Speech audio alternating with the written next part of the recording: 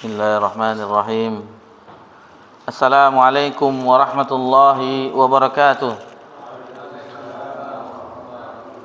Alhamdulillah hamdan katsiran thayyiban mubarakan fi kama yuhibbu rabbuna wa yarda.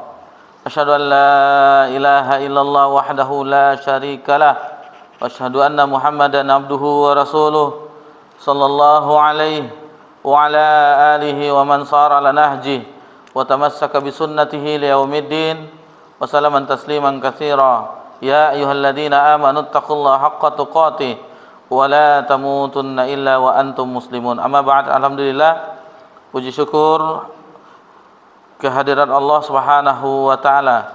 Allah Subhanahu wa taala senantiasa mencurahkan nikmat kepada seluruh makhluknya, dan itu tidak pernah terhenti walaupun hanya sekejap mata. Kemudian salawat beriringkan salam kepada Nabi kita tercinta, yakni Nabi Muhammad sallallahu alaihi wasallam.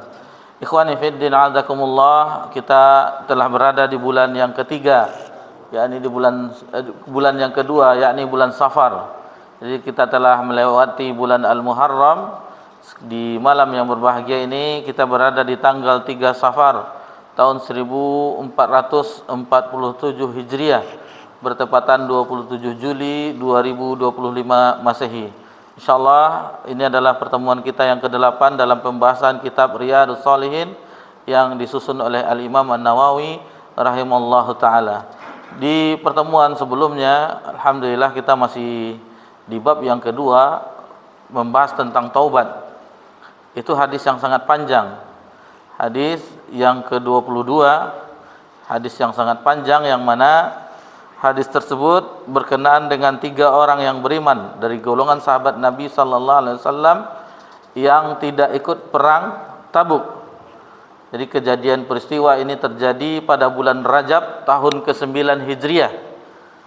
Perang Tabuk itu memisahkan antara orang yang munafik dengan orang yang beriman. Karena yang tidak berangkat perang Tabuk adalah orang munafik ketika itu. Orang-orang ada kenifakan di dalam hatinya, tidak berangkat dengan mencari uzur, alasan kepada Nabi sallallahu alaihi wasallam. Kemudian yang tidak ikut di dalam peperangan Tabuk juga adalah orang-orang yang memiliki uzur yang lemah, seperti wanita, anak-anak, kemudian orang-orang yang tidak memiliki persenjataan perang, yang tidak ada kendaraan seperti kuda atau peralatan perang.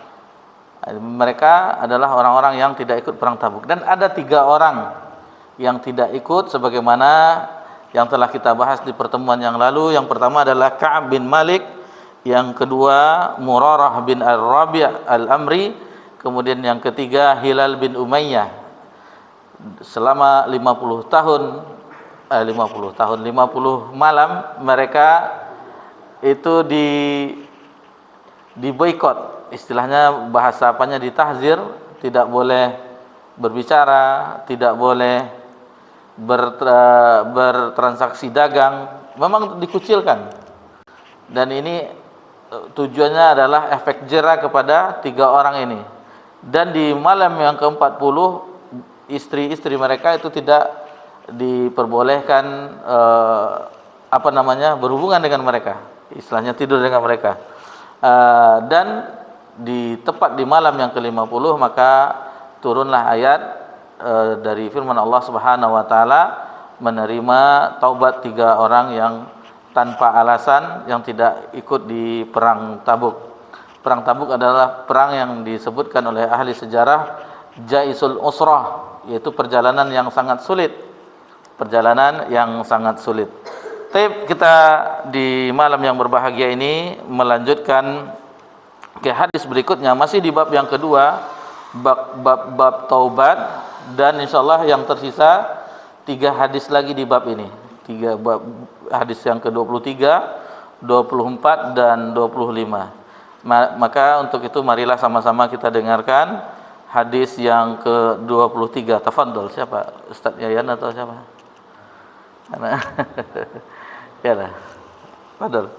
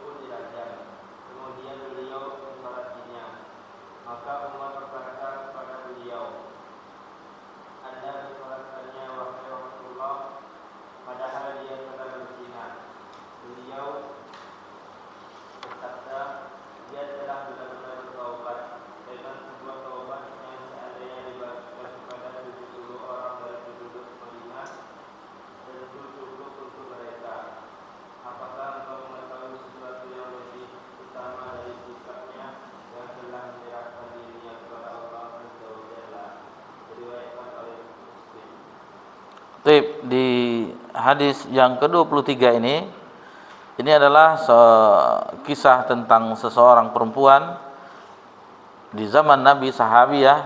Jadi ada juga para sahabat, ada juga yang melakukan pelanggaran dosa, maksiat, sahabiyah. Akan tetapi orang yang beriman benar-benar di dalam hatinya ada keimanan, itu tidak akan tenang dengan dosa yang telah dilakukan. Hati mereka tidak akan tenang. Salah satu yang dilakukan adalah mendatangi Nabi sallallahu alaihi wasallam agar ditegakkan hukuman had. Hukuman berupa sesuatu yang telah dilanggarnya, seperti dia telah melakukan perzinahan terhadap orang yang telah menikah, itu dirajam sampai mati, hukum Islam. Atau orang yang melakukan pembunuhan ditegakkan kisos, itu namanya hukuman had. Kemudian orang yang mencuri itu sampai takarannya, nisabnya, itu juga dilakukan hukuman had dengan dipotong tangannya. Itu hukum Islam. Jadi wanita yang telah berzina ini, ada di riwayat yang lainnya, seorang wanita Ghamidiyah. Jadi tentang rajam ada beberapa riwayat yang dijelaskan, dan satu orang lagi adalah Ma'is. Kisah Ma'is yang dirajam, yang akhirnya Ma'is melarikan diri. Ada yang riwayat yang lainnya, seorang wanita Ghamidiyah, apakah sama dengan Juhainah ini, bahwasanya ketika itu dia ingin disucikan, ya Rasulullah tahhirni, sucikanlah saya. Jadi diminta disucikan dengan ditegakkan hukuman Allah, sehingga ketika di akhirat berjumpa dengan Allah itu tanpa dosa lagi, tidak dihukum lagi di akhirat, tidak diazab lagi, karena hukumannya telah ditegakkan ketika dunia. Itu makanya dia ingin disucikan, dia ingin berjumpa dengan Allah dengan tidak ada dosa yang telah dilakukannya, dan itu gelisah.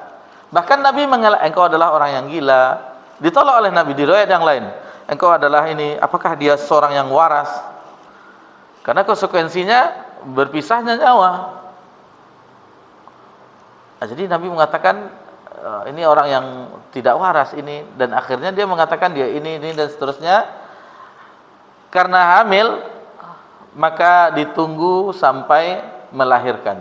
Dan setelah melahirkan, mendatangi Nabi sallallahu alaihi wasallam, kata Nabi, selesaikan sampai disapih selama 2 tahun masa susu. Dan setelah disapih, bahkan yang bayi, yang balita itu di tangannya ada makanan, berarti sudah ada mengkonsumsi makanan yang lain, tidak tergantung dengan ASI. Jadi bukan sembarangan menegakkan hukum had. Jadi orang hamil tidak boleh dihukum, tunggu. Begitu juga misalnya ada orang bertengkar, akhirnya ditalaknya istrinya, dicerai, tidak boleh. Wanita yang hamil tidak boleh dicerai, tunggu sampai melahirkan. Dan begitu juga ditegakkan hukum had, itu tidak boleh. Jadi akhirnya dirajam. Berbuat baiklah kata Nabi. Bayangkan Nabi SAW memerintahkan berbuat baik, karena begitulah syariat Islam. Betapa banyak kita temukan hadis-hadis yang ketika Nabi SAW memerintahkan penyerangan suatu daerah atau suatu kabilah, kaum, Nabi berpesan, banyak pesan Nabi SAW. Berjalanlah dengan mengucapkan nama Allah, bismillah, berperanglah di atas nama Allah, dan seterusnya. Jangan dibunuh anak-anak, jangan dibunuh wanita, jangan ditebang pepohonan, jangan dirusak bangunan. Seperti itu Nabi SAW. Jangan dicincang-cincang mayat. Yang terluka, misalnya selesai perang yang terluka, jangan yang terluka itu dibunuh. Kalau kita saksikan film Perang Dunia I, Perang Dunia Kedua, kan ada penyisiran, dilihat masih hidup, ditembak kan. Kalau di Islam tidak boleh. Orang yang sudah terluka itu tidak boleh dibunuh lagi, karena perang sudah usai, jadi tunggu diobati dan seterusnya. Dan satu-satunya yang berbuat baik terhadap tawanan perang adalah syariat Islam, agama Islam. Itu bisa dilihat di dalam surah Al-Insan. Itu bisa dilihat di ayat ketika Allah Subhanahu wa taala berfirman, yufuna bin nazri wa yakhafuna yawman kana syarruhu mustatira wa yut'imuna at-ta'ama ala hubbihi miskina wa yatima wa asira. Jadi mereka memberikan makanan yang disukainya. Bayangkan, bukan makanan sisa, tetapi makan yang disukai. Kalau kita kan enggak, daripada berlebih terbuang, mending kita kasih tetangga. Kisah ini enggak, makanan yang kita sukai. Wa yut'imuna at-ta'ama ala hubbihi miskina wa yatima wa asira. Jadi mereka memberikan makanan yang disukainya kepada orang miskin, kepada orang yatim, dan tahanan perang. Nah, jadi tahan perangan itu diberi makan oleh orang Islam. Nah, jadi peperangan, kalau kita saksikan peperangan yang pertama yang dilakukan oleh Nabi SAW di tahun kedua, dimulai di bulan Ramadan, di tahun kedua perang Badar, dan Nabi terakhir mengikuti di tahun yang ke-9 di bulan Rajab, perang Tabuk. Itu puluhan atau ratusan dengan perang-perang kecil Nabi melakukan peperangan. Itu bukan peperangan ala jahiliyah, tetapi peperangan yang ditata oleh Nabi, ditata oleh syariat dengan jihad fisabilillah. Jihad menegakkan agama Allah Subhanahu wa taala, bukan peperangan ala jahiliyah. Jadi dirubah konsepnya oleh Nabi sallallahu alaihi wasallam.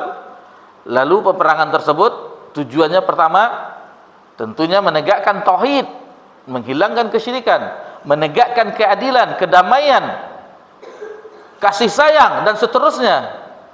Sehingga setiap daerah-daerah yang telah dikuasai oleh kaum muslimin, itu mereka makmur hidupnya.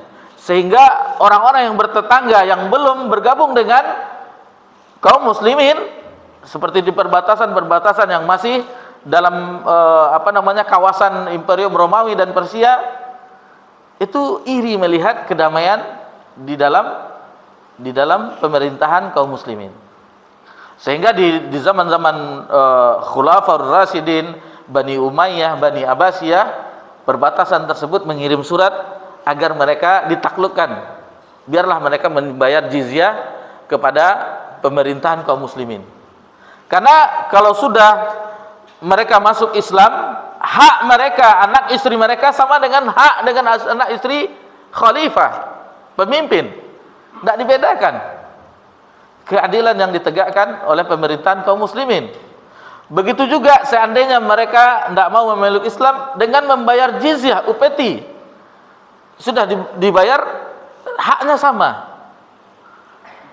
Sementara Imperium Romawi dan Persia menaikkan pajak terus, menaikkan upeti terus, menaikkan upeti. Rakyat yang diperas. Nah, jadi ini sedikit bagaimana pelajaran indahnya agama Islam. Sampai di peperangan pun Nabi tetap menjaga, jangan begini, jangan begini, jangan begini. Dan di waktu pagi ketika menyerang, tunggu dulu, dengar azan subuh dulu.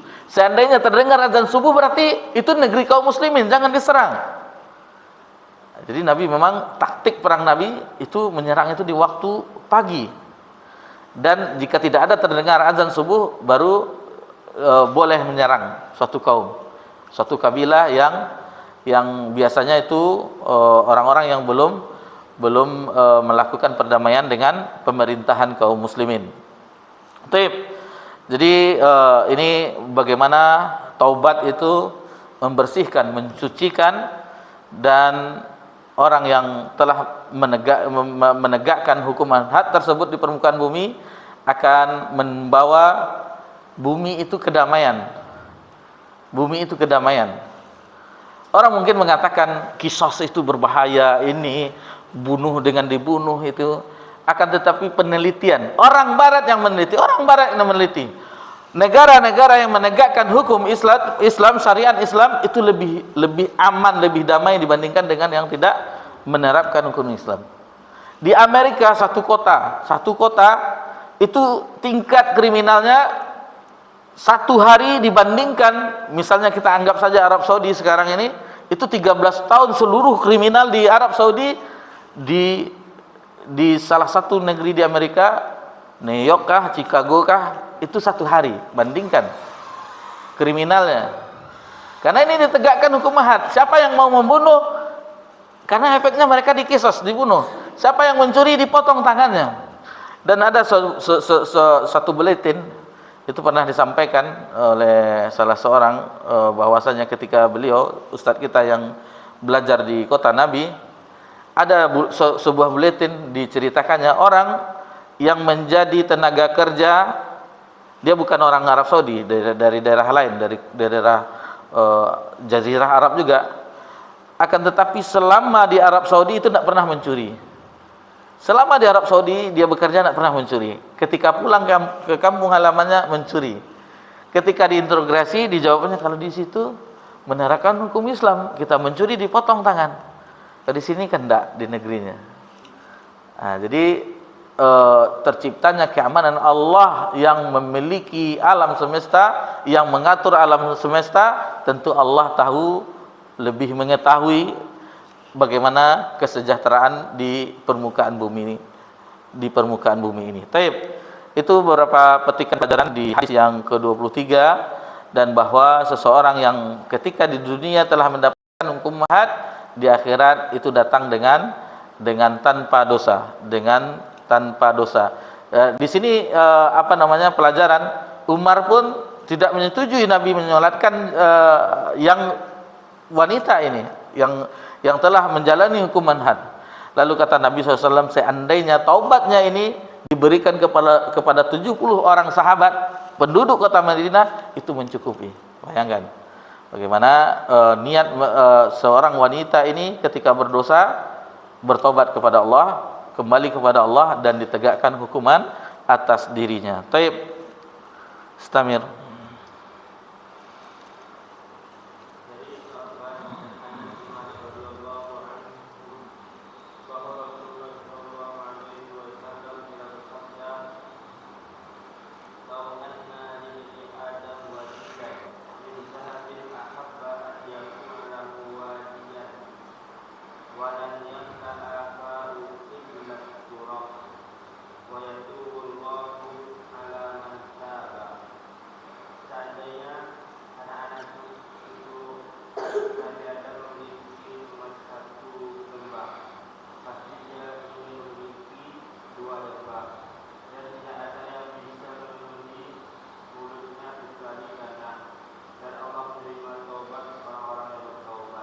Taib di hadis yang ke-24 ini dari Ibnu Abbas dan Anas bin Malik radhiyallahu anhuma, bahwasanya pelajaran yang bisa kita ambil dari hadis ini tentang bagaimana anak cucu Adam menyikapi dunia. Di sini ada celaannya. Celaan terhadap orang yang menyikapi dunia sebagai pengagum dunia, mencari dunia, yang setiap hari kekayaan dinar, dirham, atau zaman sekarang dolar, perkebunan sawit, apalagi berupa properti yang lainnya, itu terus di benaknya. Nah, ini tercela. Meskipun dia memiliki misalnya 1000 hektar kebun sawit misalnya di zaman kita sekarang ini, supaya mudah kita memahaminya, ingin 2000 hektar, ingin 3000 hektar, begitulah manusia. Sampai kapan puasnya? Sampai dia mengkonsumsi turab. Apa itu? Maksudnya mengkonsumsi turab, makan tanah sampai dia dikuburkan. Sampai dia dikuburkan di liang lahat, baru berhenti keinginan-keinginan tersebut. Karena seseorang yang tidak dikuatkan pondasi agamanya, bahwasanya ada kehidupan setelah mati, bahwasanya ada pertanggungjawaban terhadap harta ini, maka dia akan berupaya mengumpulkan harta sebanyak-banyaknya dan tidak peduli lagi dari mana didapat, apakah itu dari yang halal atau yang haram. Nggak ngerti apa itu riba. Riba-riba dikit nah apa ada Ustaz? Riba-riba dikit. Jadi ini sangat berbahaya bagi seorang hamba. Mungkin di dunia tidak diremehkan, maksudnya tidak apalah ini sedikit riba ini. Tapi di akhirat itu tidak akan lepas dari pertanyaan Allah nanti di akhirat. Dari mana didapat dan kemana dibelanjakan. Di masalah harta, di mana didapat, dari mana dan kemana dibelanjakan. Jadi harta itu haruslah didapatkan dengan cara yang halal dan thayyibah. Jadi harus dari sumbernya, terus dari kemana dibelanjakan. Dan ini celaan terhadap orang-orang pengagum dunia yang siang hari, malam banting tulang, pagi lagi, yang teringat bagaimana bertambahnya saldo di rekeningnya. Nah, ini tercela di dalam agama, karena efek dari orang yang seperti ini, banyak keburukan yang lain yang akan menyertainya. Dia akan menjadi orang yang kikir, yang bakhil, orang-orang yang tamak terhadap kehidupan dunia. Ini efek-efeknya. Sehingga diingatkan oleh Nabi sallallahu alaihi wasallam, tidak akan puas anak cucu Adam itu sampai dia dikuburkan, tidak akan puas. Dan dijelaskan juga oleh ahli hikmah bahwasanya orang yang mengumpulkan harta sebagaimana orang yang meminum air laut. Air laut asin, bagi yang pernah mandi laut kan, liburan misalnya, itu air laut itu semakin diminum semakin haus kita dibikin. Itulah dunia. Semakin banyak harta. Sekarang misalnya sudah 2M, pengen 10M. Itulah. Kendaraan biasanya 1, ingin tambah lagi. Istri biasanya 1, nih, sepertinya tidak sanggup bapak-bapak di sini. Ingin tambah lagi. Jadi diingatkan oleh Nabi SAW, itulah anak cucu Adam. Dan di akhir hadis ini, وَيَتُوبُ عَلَى مَنْ تَابَ, dan Allah menerima taubat orang-orang yang bertaubat. Lanjut ke hadis yang terakhir pada bab yang kedua.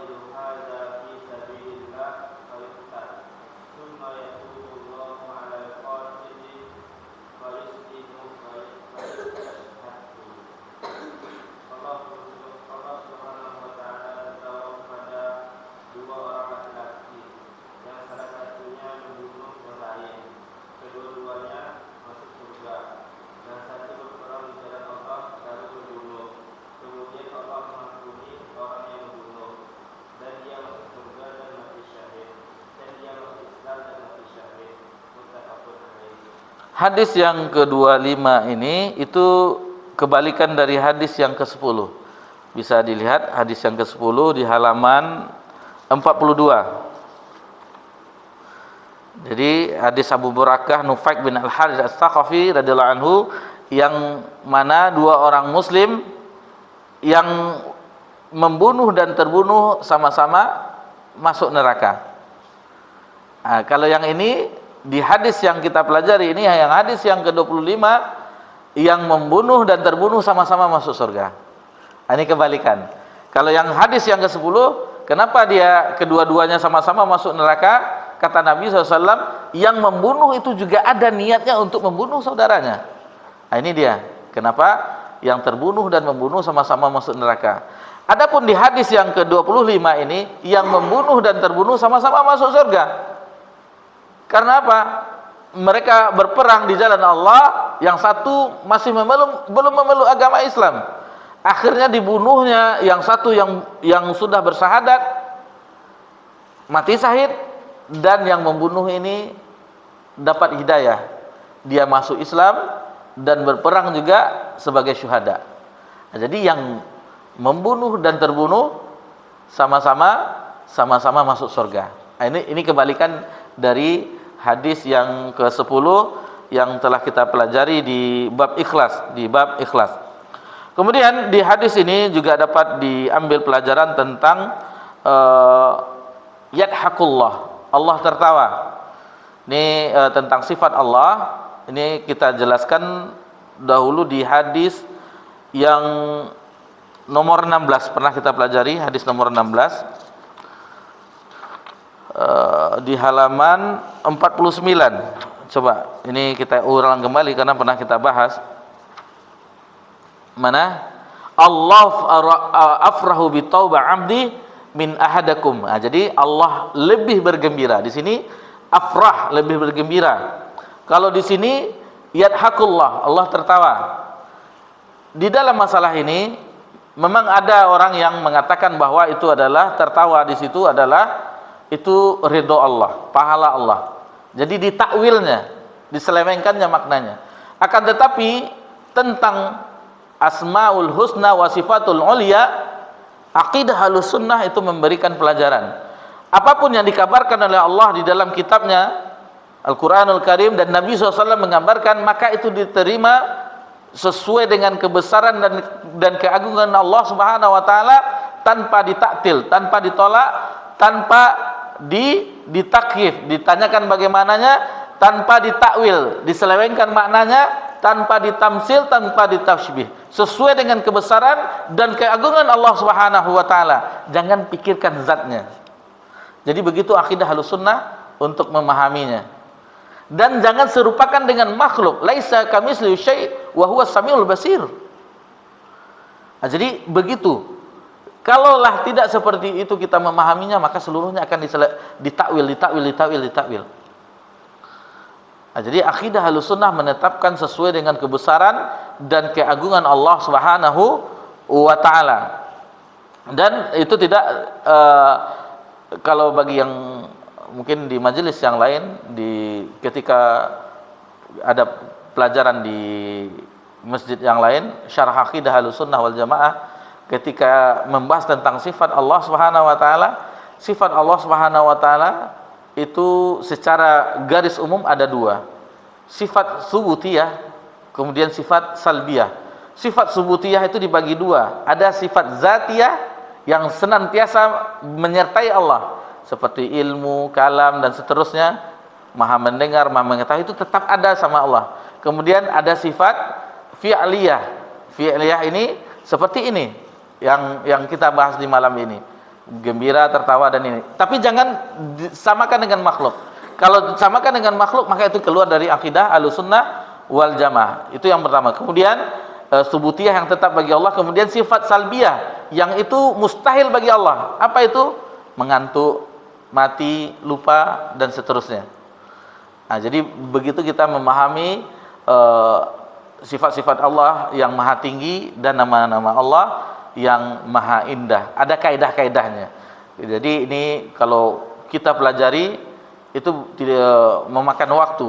dan butuh pemahaman yang sangat mungkin siapa yang belum mendengarnya, ini apa yang dibahas ini. Jadi butuh waktu khusus, penjelasan khusus tentunya. Jadi yang intinya bahwasanya setiap yang Allah kabarkan di dalam Al-Qur'anul Karim dan Nabi SAW kabarkan, maka itu diterima, ditetapkan sesuai dengan kebesaran dan keagungan Allah Subhanahu wa taala, tanpa ditolak, tanpa dipalingkan maknanya, tanpa ditanyakan bagaimananya, tanpa diserupakan dengan makhluk, sesuai dengan kebesaran dan keagungan Allah Subhanahu wa taala. Kemudian itu tentang sifat Allah Subhanahu wa taala. Kemudian pelajaran berikutnya, ini tidak boleh berputus asa dengan rahmat Allah. Misalnya dia telah melakukan kesalahan, apabila dia mau merubah dirinya, mau bertobat, Allah akan terima tobatnya.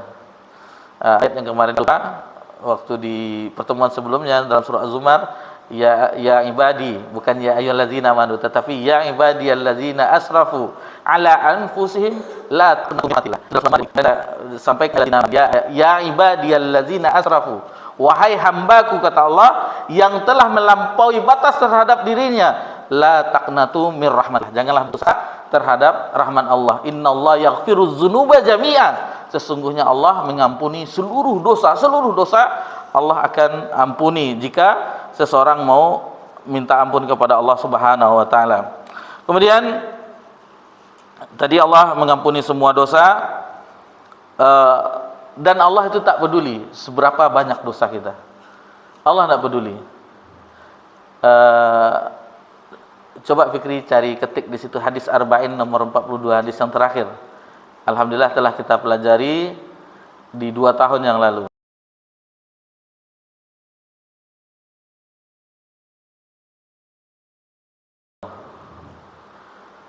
Matan yang kedua telah kita pelajari, hadis Arba'in, awalnya usul salasah, hadis Arba'in, kasyfu syubhat, baru kita masuk Riyadhus Shalihin. Coba bacakan.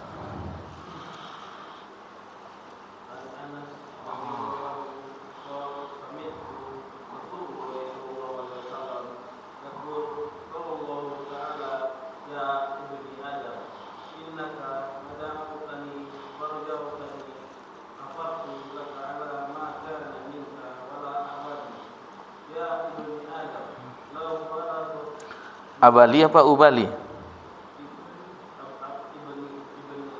Wala ubali atau wala abali?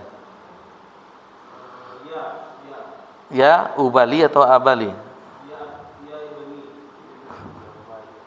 Ya ubali, bukan ya abali.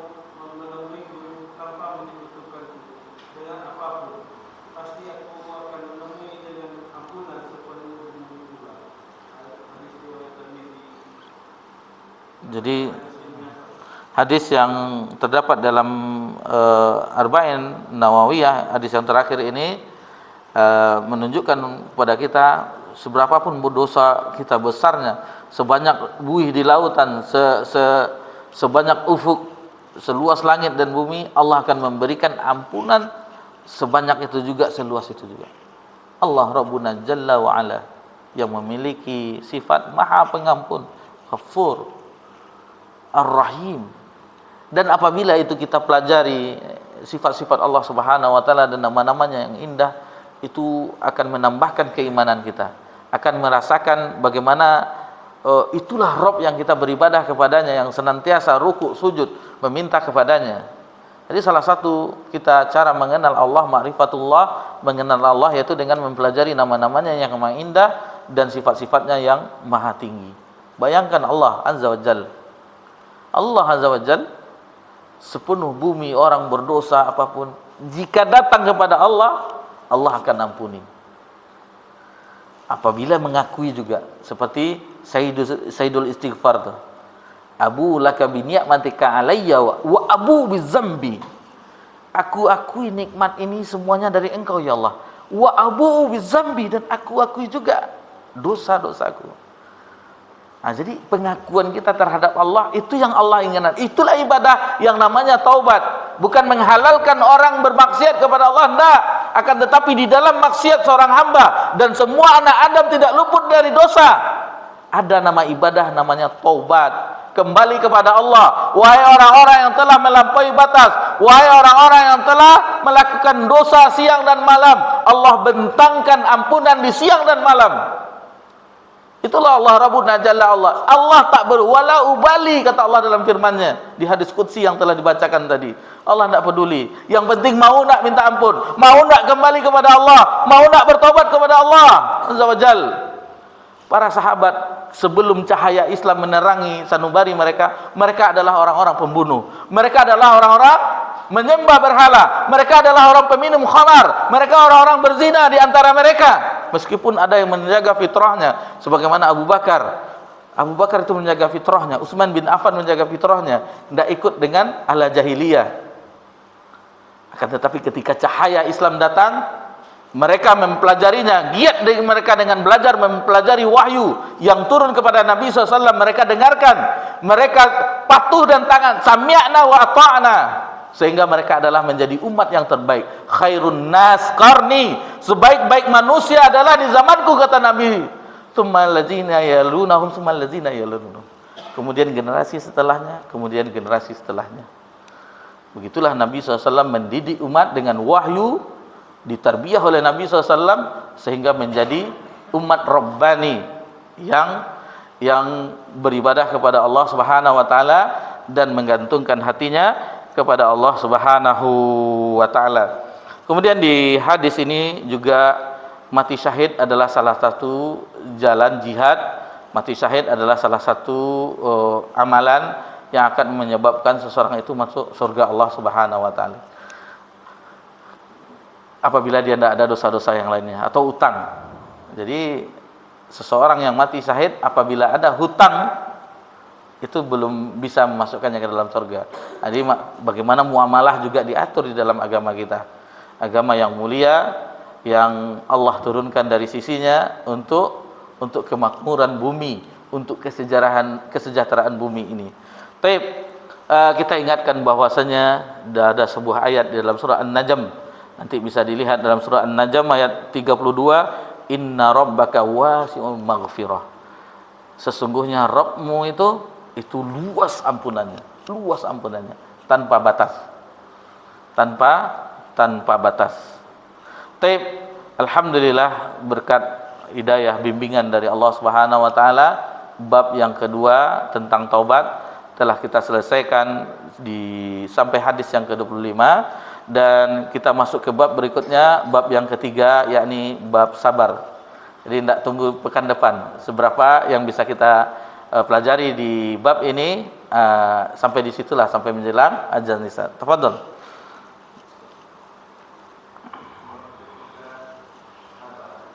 Baik, sebentar sebelum dibacakan ayatnya, tentang sabar, istilahnya secara garis besar, bahwasanya sabar ini wajib hukumnya. Jadi sabar, kata ulama, ada tiga. Sabar dalam ketaatan kepada Allah Subhanahu wa taala, kita butuh sabar dalam ketaatan kepada Allah. Kemudian sabar dalam meninggalkan maksiat kepada Allah, dan sabar ketika diuji dengan musibah. Jadi tiga sabar itu harus ada. Kemudian sabar tadi wajib hukumnya. Sabar itu saking pentingnya di dalam kehidupan, maka ada 90 kali Allah menyebut kalimat-kalimat sabar dalam Al-Qur'an Karim. 90 kali. Sebagaimana telah diteliti oleh ulama, dikumpulkannya ayat-ayatnya itu 90 tempat di dalam Al-Qur'an tentang sabar. Kemudian sabar itu adalah tanda-tanda dari kebahagiaan seorang hamba. Tanda kebahagiaan seorang hamba diantaranya ketika dia diberikan kesempitan dia bersabar, ujian, kemudian apabila ada kelapangan dia bersyukur, dan apabila tergelincir dalam maksiat dia beristighfar, bertobat kepada Allah Subhanahu wa ta'ala. Itu tanda-tanda orang yang bahagia. Dan di bab ini Imam An-Nawawi membawakan 6 ayat dalam Al-Qur'anul Karim tentang sabar dan sebanyak 28 hadis. Ini lebih banyak lagi. Sementara kita bab 1, bab 2 itu 25 hadis cuman banyaknya. Sementara untuk sabar ini Imam An-Nawawi membawakan 28 hadis jumlahnya, mulai dari hadis 26 dan sampai seterusnya. Baik, kita dengarkan ayat-ayat yang dibawakan oleh Imam Nawawi. Jadi metode Imam Nawawi ini mendahulukan firman Allah. Jadi ketika sabar, kata Imam Nawawi dalam kitab Riyadhus Shalihin, ini yang pertama, hujjah dalam Islam, dasar dalam Islam adalah firman Allah. Dibawakan ayat-ayat Allah, kemudian baru hadis-hadis Nabi sallallahu alaihi wasallam. Tafadhol.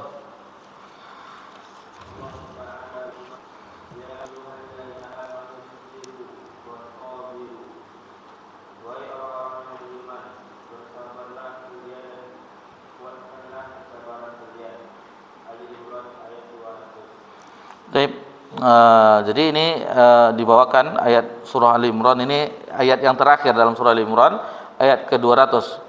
Al-Hafiz Ibnu Katsir rahimahullah taala membawakan penafsiran dari ulama tabi'in, yakni Al-Hasan Al-Basri rahimahullah taala mengatakan bahwa mereka diperintahkan untuk bersabar dalam menjalankan agama mereka yang diridai oleh Allah. Itu agama Islam, harus bersabar dalam menjalankannya. Agama Islam, janganlah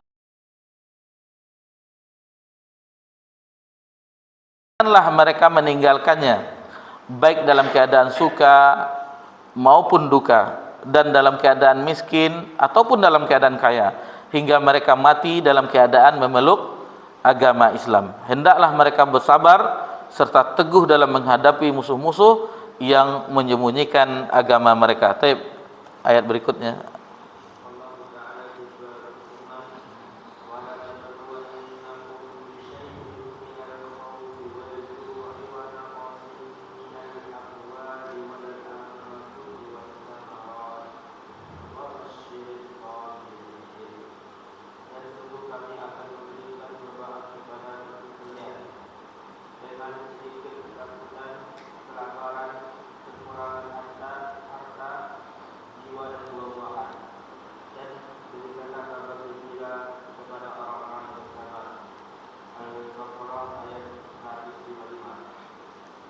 Disebutkan oleh Hafiz Ibnu Katsir dan tafsir Al-Qur'anul Azim bahwasanya Allah Subhanahu wa taala memberitahukan di ayat ini Allah pasti menguji hambanya, yakni dengan melatih jiwanya. Dengan ujian tersebut akan terlatih jiwa seorang hamba, akan teruji jiwanya. Nah, jadi benar enggak diuji, benar enggak keimanan tersebut, benar enggak ketaatan tersebut, dan seterusnya.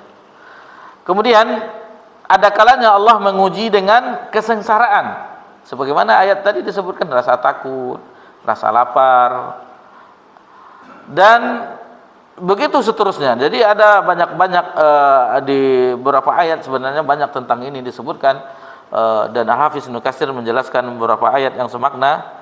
Akan tetapi semuanya itu adalah tujuannya kekurangan buah-buahan. Itu tujuannya yaitu agar seseorang itu bisa tidak bersabar. Karena di akhir ayat tersebut wabasyiris sabirin, beri kabar gembiralah orang yang sabar. Jadi sabar itu bentuk ibadah yang tentunya berat, tentunya sangat berat sekali. Taib, ayat berikutnya.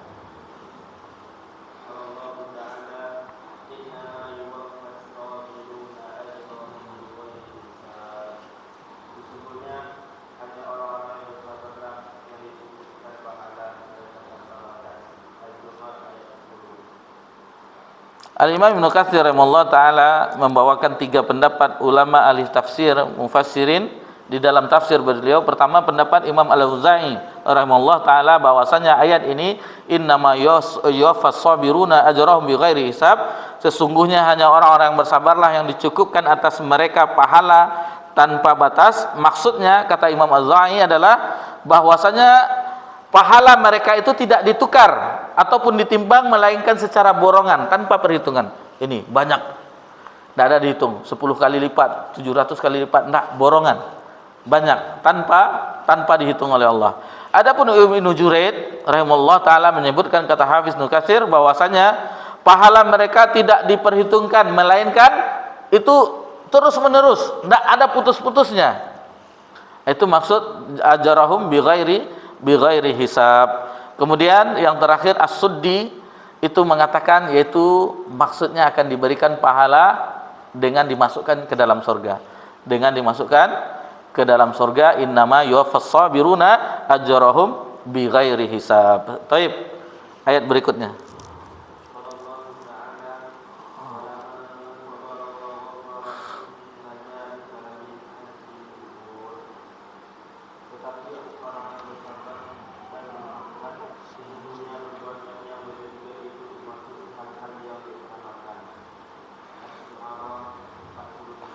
Dalam surah Asy-Syu'ara ayat 43, walaman sabara wa ghafar, tetapi orang yang bersabar dan memaafkan, yakni orang yang sabar dalam menghadapi gangguan yang menyakitkan dan memaafkan perbuatan yang buruk terhadap dirinya.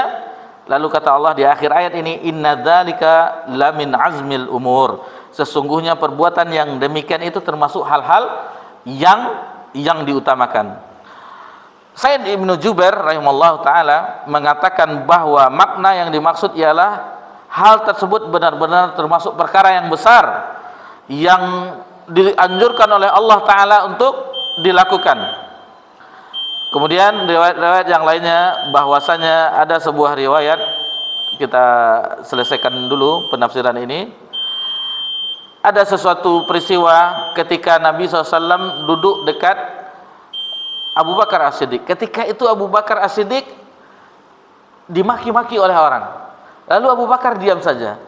Nabi tersenyum melihatnya, dimaki-maki. Akhirnya Abu Bakar membalas. Ketika Abu Bakar membalas, Nabi berpaling. Lalu ditanyakan, di kemudian harinya ditanyakan oleh Abu Bakar As-Siddiq, ketika saya dikatakan begini, dan ketika saya tidak diam saja, kata Abu Bakar ke Nabi SAW, engkau tersenyum melihat wahai Rasulullah. Lalu ketika aku membalasnya, engkau berpaling. Ya, karena ketika engkau membalasnya, setan sudah hadir di situ, maka aku berpaling. Nah, jadi bagaimana keutamaan memaafkan ini. Dan ayat ini, kata Al-Hafiz Ibnu Katsir rahimahullah taala, ini sifat-sifat yang disebutkan di ayat ini, bahwasanya ini memang sesuai dengan akhlak dari Abu Bakar As-Siddiq. Dan Abu Bakar As-Siddiq memang memaafkan. Ketika terjadi hadis ifki, menfitnah putrinya Aisyah radhiyallahu anha, itu Usasah, Miftah bin Usasah, kerabat yang senantiasa diberikan nafkah, ikut juga menyebarkan fitnah tersebut, sehingga Abu Bakar tidak memberikan nafkah lagi. Kecewa Abu Bakar setelah diberikan setiap bulan atau setiapnya kebutuhannya, makanannya dan seterusnya, tahu-tahu juga menyebarkan berita kebohongan sebagaimana yang dilakukan orang munafik. Akhirnya turun firman Allah Subhanahu wa taala lebih kurang setelah penderitaan yang dialami oleh Ummul Mukminin Aisyah radhiyallahu anha sampai air matanya kering, udah tidak bisa lagi keluar saking sedihnya. Turunlah ayat dalam surah An-Nur ayat 11 sampai ayat 21, Allah menjelaskan langsung tentang kesucian Ummul Mukminin Aisyah radhiyallahu anha. Dan di ayat yang ke-22 bahwasanya bukankah engkau ingin ampunan dari Allah, maknanya seperti itu. Lalu kata Abu Bakar, ini ayat turun mengenai diriku, kata Abu Bakar. Aku ingin ampunan daripada Allah. Aku ingin ampunan daripada Allah. Dan ketika ayat itu turun, dia ulang lagi, sambung lagi nafkah yang telah di stopnya kepada kerabatnya yang telah memfitnah anaknya, diberikan lagi. Jadi Abu Bakar tidak butuh itu, tetapi Abu Bakar yang tentukanlah ampunan dan kasih sayang Allah Subhanahu wa taala. Jadi tadi terhadap Asy-Syu'ara, adapun ayat-ayat yang berikutnya surah Al-Baqarah ayat 153 dan surah Muhammad 31 dan hadis-hadis 28 hadis mengenai tentang sabar yang dibawakan oleh Imam An-Nawawi, insyaallah akan kita pelajari di pertemuan yang akan datang. Alhamdulillah, ini adalah taufik dari Allah Subhanahu wa taala. Mudah-mudahan ini menambahkan bagi kita pengetahuan, tentunya ketakwaan kepada Allah Subhanahu wa taala, yang setiap ilmu itu yang kita ketahui hadir dalam hati kita, rasa takut kepada Allah Subhanahu wa taala. Itulah hakikatmu. Mohon maaf jika ada kesalahan dalam penyampaian, maka kita akhiri dengan subhanakallahumma wa bihamdika asyhadu an la ilaha illa anta astaghfiruka wa atubu ilaik. Wassalamualaikum Muhammad sallallahu alaihi wasallam wa ala alihi washabbihi ajmain walhamdulillahirabbil alamin. Wassalamualaikum warahmatullahi wabarakatuh.